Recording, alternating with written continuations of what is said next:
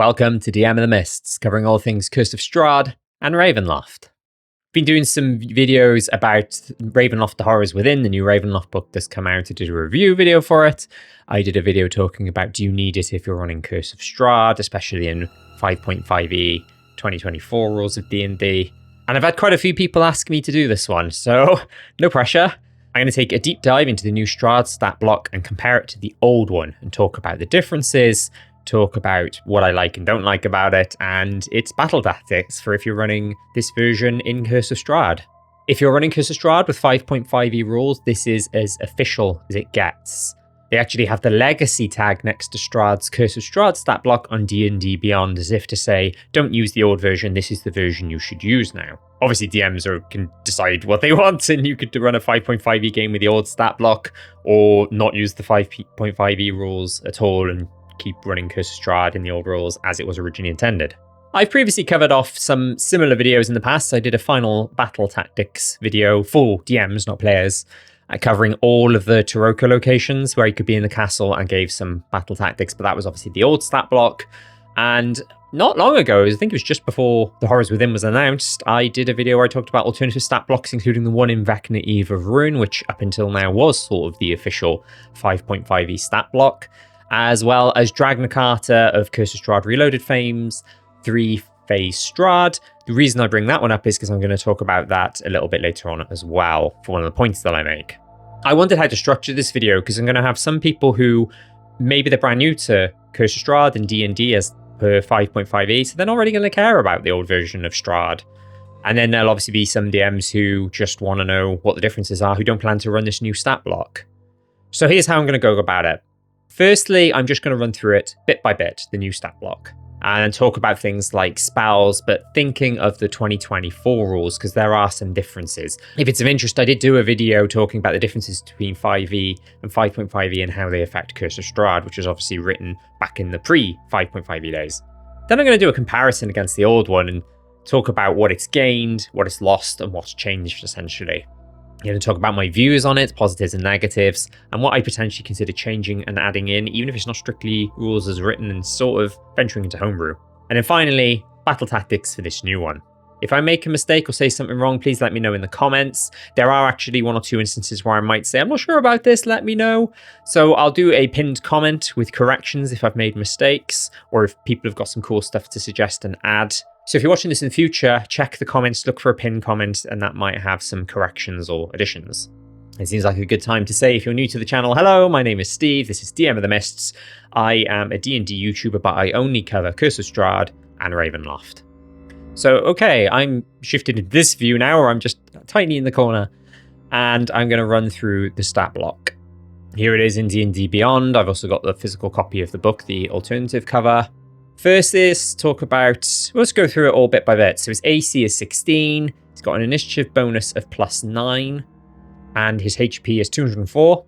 He's got speed of 40 feet, including a climb speed of 40 feet.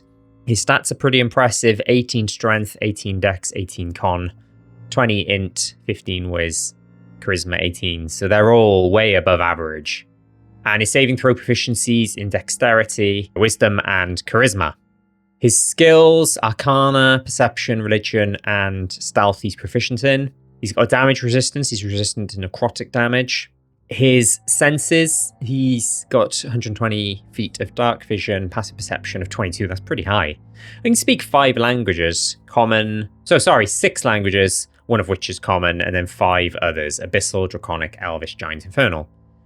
He's got a challenge rating of 15 and various XP amounts. You earn more XP if he's killed in his lair, and a proficiency bonus of 5.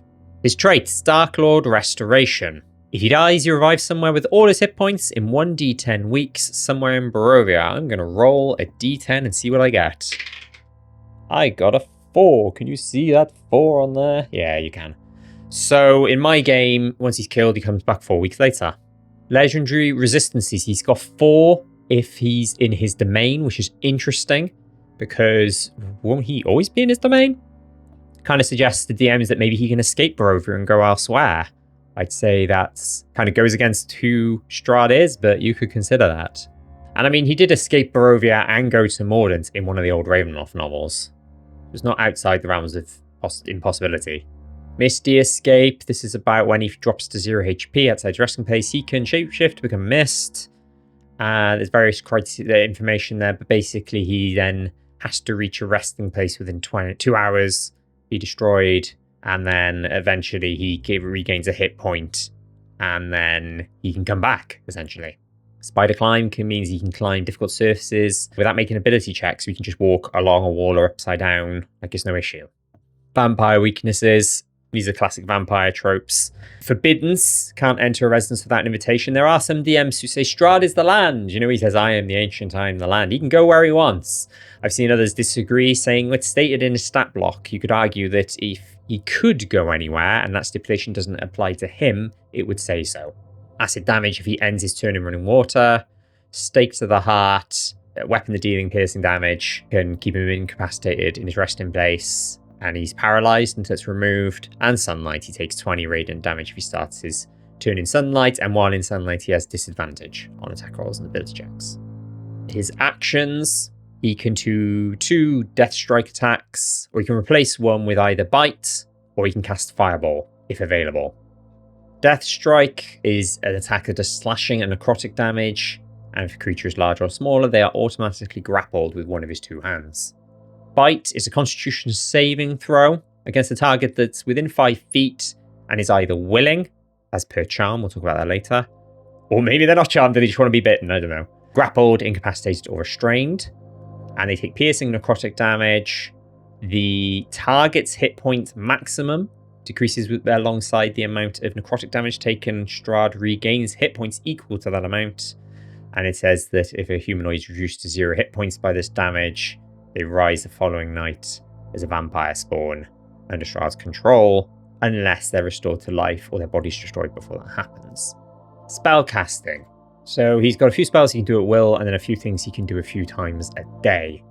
Detect Thoughts. That's usually a spell that, you know, would be limited use, but it's at will, so that's great. He can do that all the time. In social situations like the dinner, if he's meeting them for the first time, he can sort of glean some information from them without them potentially telling, sort of like DM metagaming in a way. He's also got Fog Cloud at will. That's also usually a spell. Now it's almost being treated like a infinite use cantrip type thing. And Mage Hand, which is a cantrip. Twice a day, he can cast the following spells. Animate Dead. I'd say he does this ahead of combat, because it's got a 1 minute casting time for some extra, albeit very weak minions, either a zombie or a skeleton. This is weak source for Strahd, and I imagine it's only really there for the necromancy flavor, as if to say Strahd can do this and he can animate dead. It's a shame it doesn't say something like the 5th level version or similar, so that he can make a lot more. Fireball, classic spell, classic Strahd spell. Gust of Wind, good if the battle is on the Overlook. I'll talk more about that later. Mirror Image is a good defensive spell, makes him harder to hit. Non-detection, I'd say he self-casts that before the final battle, so the PCs can't locate him through divination. Greater Invisibility, also good for defense and attack. Makes him harder to hit, while also means he is more likely to hit. Should have said, sorry, Greater Invisibility onwards, these are just 1 day each. Greater Invisibility plus Polymorph and Scrying. Bonus actions, he's got Charm, which is essentially like the Charm Person spell, but unlike the spell, damage from biting doesn't end it, it stipulates. And the target doesn't know it was charmed afterwards as well, which is different to the spell. This is similar to the 5.5e vampire. It can also charm with a bonus action, but theirs is a recharge ability, so they're not going to be able to use it all the time. Strahd's isn't. He can use it every single turn.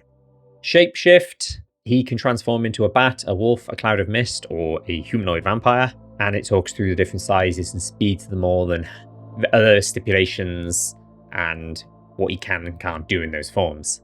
And then legendary actions. These are, for those of you who don't know legendary actions, he can do these between other people, between his turns, at the end of other people's turns. It's like cool sort of boss flavor. Counts Command. Strahd can cast Command, the level 2 version, which means he can cast it on 2 targets. Command's been changed, so in the original version, it gave a few examples and said, so long as it's 1 word, you can do what you want. But now it's just 5 words. Approach, drop, flee, grovel, or halt. Approach is good if you want somebody to approach him so they can attack and bite them the next round. Drop could be useful if used against the people who have the holy symbol of Ravenkind or the Sun Sword. Drop that weapon, it's hurting me, kind of thing. Flee if he needs to get some distance from somebody, such as one of the sunlight wielders. Grovel, make it easier for them to attack in melee range. You'll have advantage on the attacks. And halt means they don't move and don't take an action or bonus action. So that's handy if someone's about to do a big attack, or it's the person with the holy symbol of Ravenkind and they're using hold vampires a lot, for example. The 5.5e Monster Manual Vampire had similar with Beguile, but that could only target one person and could only be used once between turns, whereas Strahd can use it up to 4 times between turns, which is great. And Striding Strike, he can move up to half his speed and do a Death Strike attack. Okay, now we move on to the comparison. I'm going to see, hopefully, I'll try and make sure that my face doesn't get in the way, but have them side by side like this. So we've got the new Strahd on the left. I should probably swap those around, shouldn't I? Hang on. That's better. Move them around so we've got old Strahd on the left, new Strahd on the right. I think that makes more sense. So, Strahd has the same AC. He now has a higher initiative. It's a +9 instead of just his dex, which was a +4, so he's more likely to go higher when battle happens. He has a higher HP. He is an average of 204 now and a possible maximum of 288 versus an average of 144 or a possible max of 204 in the old version. He has the same con stat, but he has more hit dice. He has 24 instead of 17, so that's where he's getting the extra HP from. He has a faster speed, 40 plus climb speed of 40, whereas previously he had 30 and no climb speed. Which means if he did use Spider Climb, because it's different to the spell I think says, you get a climb speed. The trait doesn't, and it would mean that he is difficult terrain, essentially. But now I think it makes it easier and more sensible that he just walks up 40 feet up a wall onto the ceiling like that, and it's fine. His stats are exactly the same, and his saving throw proficiencies are the same. That's Dex, Wisdom, Charisma. They're obviously presented in a different way on the new table instead of being below, sort of baked into where all the other stats are. His skills are the same proficiencies as before with the same amounts. Damage resistances. He only has Necrotic now, whereas previously he had Necrotic plus Bludgeoning, Piercing, Slashing from non-magical attacks. That's a big deal because, it's like saying like just a punch or like a non-magical club can do the same damage as something magical. I don't know how I feel about that. Easier for a DM though, because it's a hassle thinking, oh, that damage should have been halved. You can just do the full damage or whatever. And Necrotic, but keep the Necrotic resistance because that makes a lot of sense because, it'd be weird if he could just take Necrotic damage fully given who he is and what he is. His senses are the same, passive perception is the same, language is the same, challenge rating is the same, but he's worth more HP in his lair now, and he's got the same proficiency bonus. Dark Lord Restoration is new, it's baked into the stat block. Previously it was mentioned in the Curse of Strahd epilogue. I think the wording was something like he comes back after a period of a few months. So it's kind of left vague and open to the DM. Now we roll a d10, and earlier I rolled a 4, so 4 weeks later he comes back. In the game I'm running these days, which is a post-Curse of Strahd wider Ravenloft campaign, it's been like 60, nearly 70 days, so even if I rolled a 10, it's that's 10 weeks, 70 days. It depends on if you treat it as isn't it 10 days in D&D? Whatever. His legendary resistance is the same, except he has a 4th use now if he's in his domain, which he's gonna be. The whole thing is he can't leave his domain unless a DM does something that's really not rules as written. His Misty Escape is the same, it's just worded slightly differently. His Spider Climb trait is the same. He's lost regeneration. This is a big one. So he used to regenerate 20 hit points at the start of his turn, so long as he's in running water or sunlight, or if he's taken radiant damage or holy water, it doesn't function. In a way, it's good because it's less for DMs to track. I always used to forget, even though we play in Roll20, and I used to put a little heart icon next to characters who had regeneration to remind me, and I would still forget. And then, of course, there's the confusion of I might remember the one time when he has actually taken radiant damage or holy water or was in sunlight, and I shouldn't have done that kind of thing. But regardless of that, I think regen is a big part of who he is. It's what vampires are. It's a very Strahd thing, and it feels a shame to lose that, even if it does make a DM's life easier. So what does this mean? It means you need to be more careful. There's no more hiding behind walls or waiting to recover HP, which is arguably better for players because that can be frustrating and a bit boring for players. It also means that he can only regain hit points now by biting. So there's a bigger reliance on his bite attack. Biting is easier now with the auto grapple and with bonus action charm to make them willing recipients of his bite. Another thing I picked up on is no regen means if he missed back to his coffin, he may need 2 hours to recover, not 1. because he'll probably need a short rest to regain HP, unless combat is triggered and he's lucky enough to attack and bite before he's knocked to 0 HP again. Or maybe he's got a healer on standby. I'm thinking Vampire Spawn Cleric, or Escher finally has a use because a lot of people flavor him as a bard, and bards can do cure spells. Or, you know, he missed the dungeons and feeds on a prisoner, such as Emil the werewolf. Whereas previously, as soon as he got 1 HP back, after the 1 hour had passed, you know, within less than a minute, he's gotten full HP because every 6 seconds, every round, he gets another 20 HP back. Vampire weaknesses, Forbiddance is the same, Running Water's the same, Sunlight is the same. The only difference I picked up on was Stake to the Heart. Any piercing weapon now, whereas it previously had to be a piercing weapon made of wood. Multi-attack is mostly the same, but he can do a melee attack and Fireball together, rather than using a full action to cast Fireball. Death Strike, formerly Unarmed Strike, it's the same to hit and damage, but it now auto-grapples. The previous version said you can choose to either deal the damage or grapple with no damage. The new version is arguably better. But one thing I picked up on is the escape DC is lower now. It's a 14, whereas previously it was an 18. Bite is now a con save with a DC 17 rather than an attack roll. So if they miss, previously when it was an attack roll, if they missed, which feels like a weird thing to say, you know, because how would they miss? But, you know, you could flavor it as the PCs trying to stop their head and their fangs getting near their neck. You could do something cool like that, even though they're grappled or something. With it being a con save, it's a bit weirder. This is where one thing I wasn't sure of, and my research didn't... Well, I got an idea, but maybe you guys can help me. If they pass the saving throw, do they still take half damage? Because it doesn't specify, but I have a feeling it's one of those things where it said it would say. So it would say still take half damage if they pass the saving throw. And the fact that it doesn't makes me think if they fail the saving throw, all the stuff happens. If they pass the saving throw, nothing happens. But please let me know in the comments, because it couldn't find a definite answer anywhere. But maybe I was just looking in the wrong places. Or maybe it's somewhere really obvious in the Dungeon Master's Guide and I missed it. If it does, though, it means it's still half damage on a fail, whereas a miss would be 0 damage. So Strahd could potentially still regain HP, and the target takes a little bit of damage and loses some max HP. As far as I could tell, everything else was the same. Damage amounts and types, max HP drain, vampire spawn rule. Although, 2 things on the vampire spawn rule.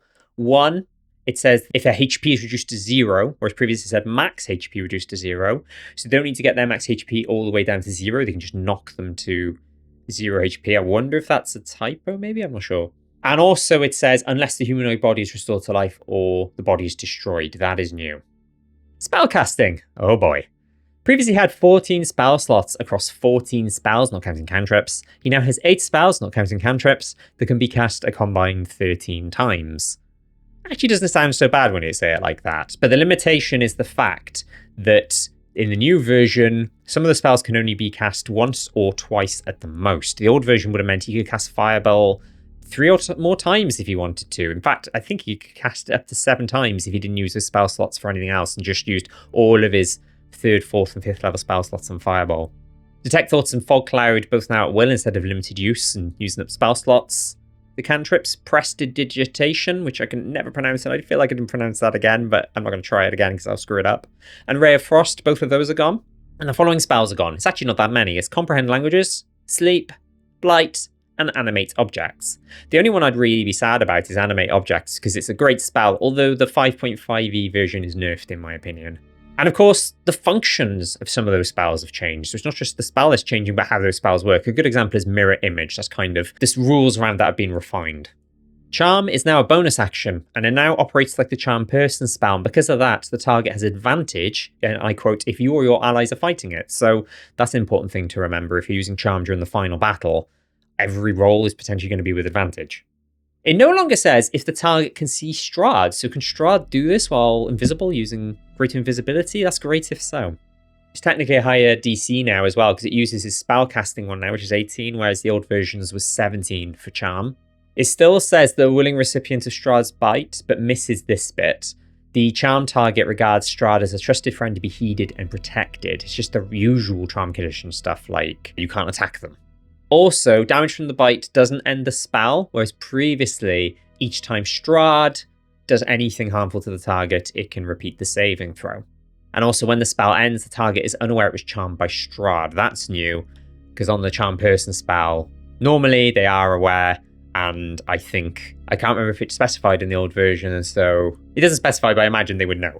They'd be like, what's just happened to me? What did Strahd do to me?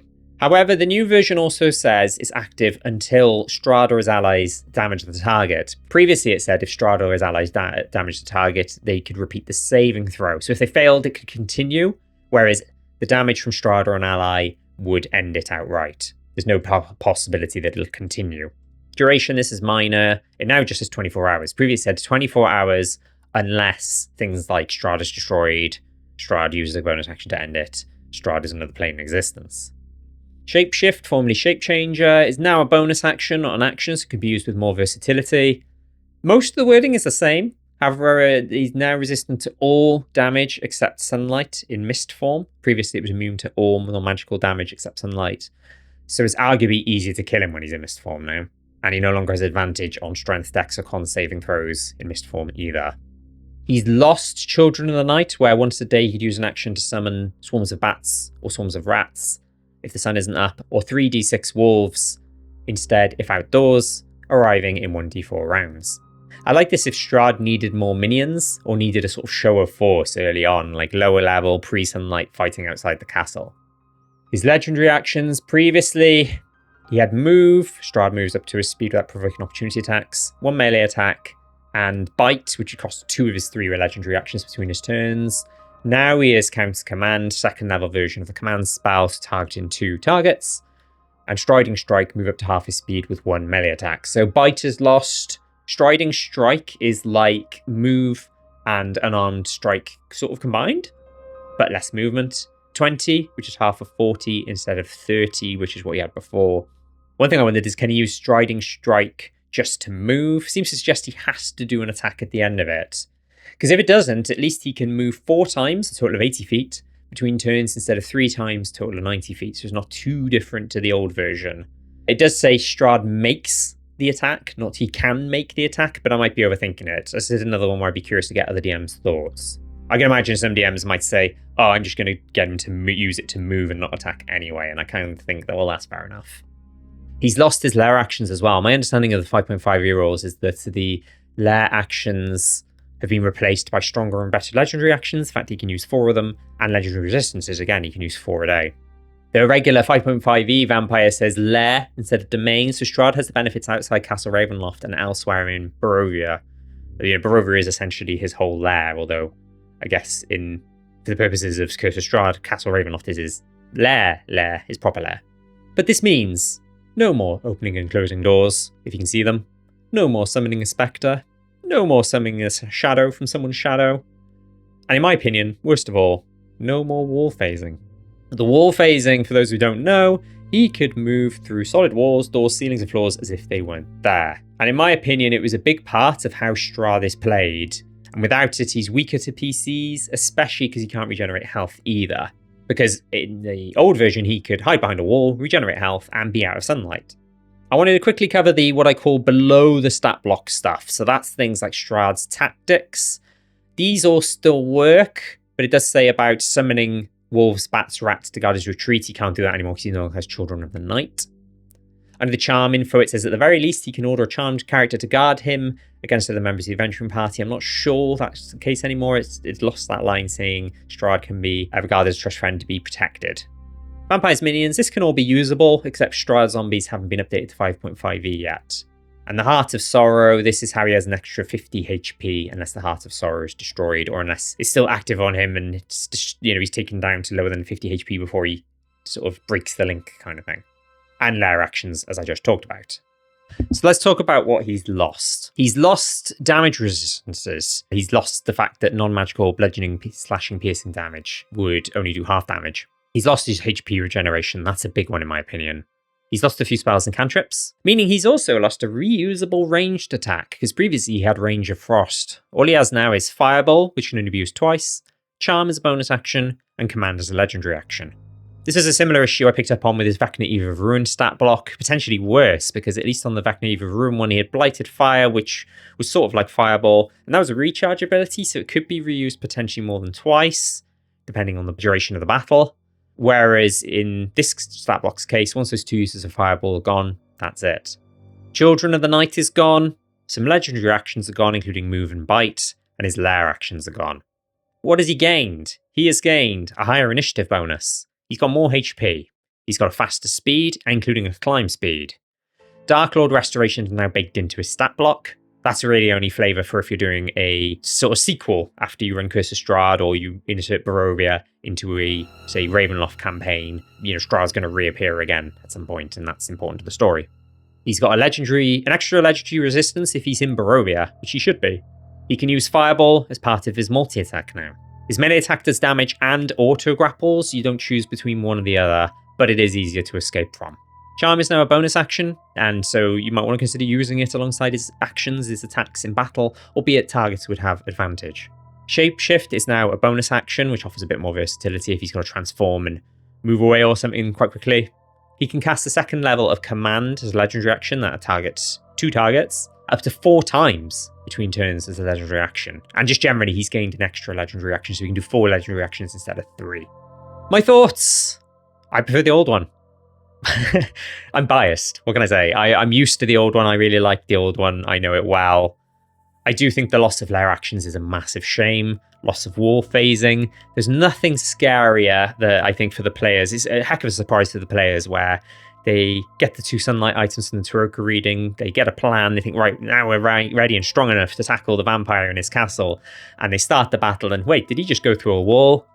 Uh-oh. This is complicated, and we've got to throw all our battle tactics out the window.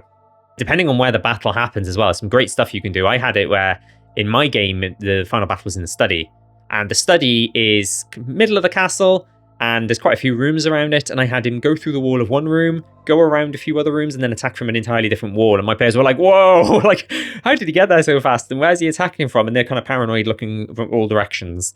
It was great.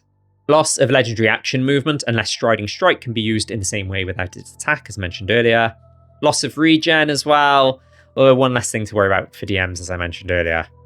It's a shame there's no reusable ranged attack. Previously there was Ray of Frost, which was only 2d8 damage, albeit it slowed people down as well, which is better than nothing. I'm surprised they didn't give him something that does like 3 or 4 damage dice, like so many of the 5.5e stat blocks do. You'll have enemies who have a melee attack and a ranged attack, and the ranged attacks will do like 4d10 or something like that. That would have been great for him, I think. More HP is good, but even at its maximum, it's 288. That's exactly twice of the average of the old HP at 144. Admittedly, he gets an extra 50 HP from the Heart of Sorrow as well, so that bumps him up to 338. That's not going to last long, especially without regen, especially without wall phasing, and especially if they've got at least one or both of the sunlight items. This is where I want to talk about Dragna Carter of Curse of Strahd Reloaded fame's 3-phase Strahd, where I mentioned right at the beginning of the video. He did the maths and using a encounter building system worked out that each phase of his 3 phases takes 3 to 4 rounds against a level 10 party, both sunlight items, 3 allies, and the entire combat should last between 8 and 11 rounds, consume approximately 70 to 75% of the party's total HP. But each phase had 331 HP average. That's nearly 1,000 HP, which could be more if you bump it up and within the range, and still had regeneration. This has 288 max or 338 with the heart with no regen. Is this going to be over too quickly? So quickly the players don't really appreciate it and it isn't that much of a challenge. I mean, not every party is going to face Strahd at level 10. Anecdotally, most groups seem to run it at 9 at the highest, and some could be even lower than that. When I was a player of Curse of Strahd, I think we were at level 7, but there were 7 players. Most won't have 3 allies helping them, because it's only 1 rules as written, and some may not acquire both or even one of the sunlight items, but still. Overall, it feels like a weaker Strahd, and Strahd was already pretty weak in the old version of Stat Block. Admittedly, he's got his bonus action Charm, and his legendary action Command combo feels pretty powerful, but there's the argument that it removes player agency during a critical moment. I'm not saying you shouldn't ever use Charm against them. Charm earlier in the campaign is fine, and players should expect vampires to charm. It's a classic vampire trope. But to, in the final battle where the players want to do the cool stuff and use the shiny lightsaber and the thing that can freeze vampires in place, if one is charmed and then they're told to flee as well, that could be pretty frustrating, I imagine. Obviously, not every attempt is going to land. PCs will pass the saves, but still. It's a shame he doesn't have other bonus action and or ranged stuff he could do beyond that and Fireball. I'm assuming Wizards of the Coast playtested it and it got a green light and, did well in the playtest, and I don't know. But I can see it being unpopular with players, but then people could argue that the wall phasing would be unpopular with players, although I liked it as a player, or didn't mind it, I should say. And none of my players complained when I ran it for them, so I don't know. But that's the reason why stuff like the 3-phase Strahd exists as an alternative anyway. This might be a controversial suggestion, but I might let him keep his lair actions anyway, even if it's not compatible or fits with the rules of 5.5e. Let him have that extra legendary resistance and extra legendary action, and let him phase through walls. Or if you're worried about that, maybe just have it so he has 3 legendary resistance, 3 legendary actions, and the lair actions like old Strahd would. Is that too much, though? Is it breaking the rules, so to speak? It just feels like an iconic way to run him. I loved that aspect of him. It was so unique. It was so different. It's so different, as far as I know, to so many other potential BBEGs and so many other potential campaigns and TTRPGs, that this vampire can just go through a wall and move around with that versatility. Another thing you can consider, I've seen a few people in the Curse of Strahd community suggest that maybe give the Heart of Sorrow a bigger role and purpose. For instance, rather than just that 50 HP boost he gets, maybe he has the HP regeneration until it's destroyed. Maybe you can use his lair actions and phase through walls until it's destroyed. Something like that. So if they don't destroy the Heart of Sorrow, that's still in play. And then if they destroy it, he doesn't have those things anymore. Okay, tactics. A lot of it depends on where it's going to be in the castle, as per the Taroka reading. I think there's a total of 10 possible locations. As I said in my final battle tactics video from a year or so ago, a battle on the Overlook is going to play out very differently to a battle in the Catacombs versus somewhere else. I'm not going to cover every location like I did last time, give kind of general advice and info this time. So he no longer has HP regeneration. There's going to be a strong reliance on his bite to regain hit points. So Death Strike to grapple as much as possible and then bite, and bonus action Charm as well should give him some non-grapple targets to bite, because they'll be willing. People group together, Fireball. Defensively, he could cast things like Greater Invisibility and Mirror Image to make him harder to hit. Greater Invisibility is concentration, but Mirror Image isn't, so he could potentially use both together, albeit that's 2 full actions, 2 full turns, just to get them both working. That said, Greater Invisibility would give him advantage on his attacks, as he'd be invisible. And Mirror Image means they may hit one of his mirrors, up to which, he has up to 3 of them, or he'd have up to 6 if he casts it twice. He's allowed to cast that twice a day, instead of hitting him directly. I would save his legendary resistances on the following. Hold Vampires versus the Holy Symbol of Ravenkind. If that hits, less of an issue now without his wall phasing, but still a big issue that puts him in a very vulnerable position. If someone tries to counterspell against Fireball, counterspell is a saving throw in the 5.5e rules. It's changed, so he could potentially use a legendary resistance if that fails, and he wants to make sure the Fireball hits regardless. To retain concentration on Greater Invisibility, I did see some people say don't let him waste a legendary resistance on maintaining concentration, but I don't know, for something like Greater Invisibility, I think that's pretty important.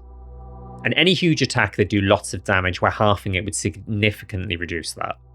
Legendary actions, I see him mostly using Count's Command. To reiterate some of the ones I said before, drop to ask the Holy Symbol of Ravenkind or Sunsouled Wielder to drop it, and he could be really cheeky on his turn. Then if you haven't picked it up in the meantime, you can use Mage Hand, pick it up and move it somewhere, maybe throw it over the Overlook.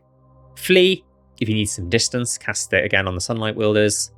Grovel makes him easier to attack in melee range and gives him advantage, especially if he no longer has Greater Invisibility.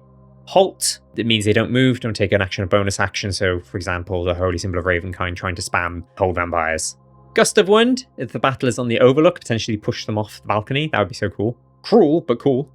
Polymorph, turn them into a cat. If it's the Sunsword or Holy Symbol of Ravenkind wielder, I believe all the stuff they're holding gets morphed into the form, so the item would morph with them, including the sunlight, is my interpretation. Correct me if you think I'm wrong, but I'm pretty sure that's right. I hope that's right, because that's how I'd rule it totally. You could be really, really mean and transform them into a whale. As again, if they're the Sunsword or Holy Symbol of Ravenkind wielder. And then that person's fellow PCs have a choice. Do they try and knock Strahd out of concentration, or do they waste turn whittling down the whale's 90 HP, I think it is, and attack their own ally to try and break them out? Because if they were a cat, they just hit them once, oh, you're not a cat anymore. But if it's a whale, it's not as simple as that. Or you could turn an ally into something like a T-Rex or another powerful beast, or even on himself. 5.5e Polymorph works on shape changes now. Quick note, requires concentration, so he couldn't use Polymorph and Greater Invisibility at the same time. To summarize his tactics in terms of move, action, bonus action, legendary action, he moves up to 40 feet. His action, you would either do multi-attack or cast a non-fireball spell, such as Greater Invisibility, Mirror Image, Gust of Wind, and he prioritized Bite to regain HP, bonus action to Charm, and his legendary actions, of which he has up to 4 uses, casting command on up to 2 people at a time, or to attack and move between turns. Don't forget, Strahd has always been a very scrappy, dirty fighter, with his old stat block, with the wall phasing, and I'd say with the Charm and command combo, it's very much still the same. Whew, there we have it. That took quite a while to go through, didn't it? Sorry. Have you used this stat block? I know it's not been out long, but I'm curious to know if there's been any DMs so far who've run the final battle with Strahd with the stat block, or who maybe run Strahd Must Die Tonight, or just like tested it out maybe. Love to know how it went, what you think of it, where he's missing the wall phasing. Let me know in the comments.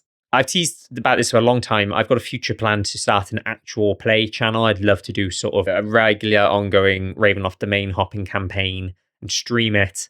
And then I thought about doing some one-shots as well, and I could do like a Strahd Must Die Tonight where I use this stat block. So we'll see how it goes, and hopefully I can get something like that sorted in the coming months.